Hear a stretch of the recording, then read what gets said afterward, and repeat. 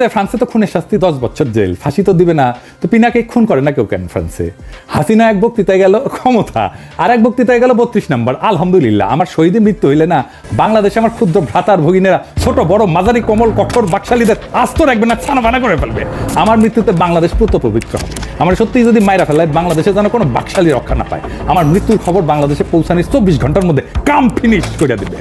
এইখানেই শেষ না, আমি ওদের জন্য নরকের দরজায় হাজির থাকবো, ওদের জান ওইখানে আমি কালা কালা করে। সরকার গত 6 মাসে যা ভুল করেছিল যে জায়গায়, সেইটার কাফারা দিতে হয়েছে আমাদের 5ই ফেব্রুয়ারিতে। আবার আর একটা জনফস্ফোরণ হয়েছে। এই জন্যে প্রেসিডেন্ট সরকার আরো সংহত হয়েছে, ভালো হয়েছে আমাদের জন্য।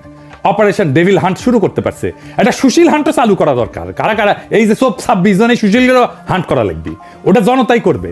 যাই হোক, আবারও কিন্তু আমাদের অর্জন ধুলায় মিশে যেতে পারে যদি আবার আগের আলস্য কাটায় উঠতে না পারে। আগের আলস্য আর সিদ্ধান্তহীনতা, অবিবেচনা প্রসূত নিয়োগ চলতেই থাকে।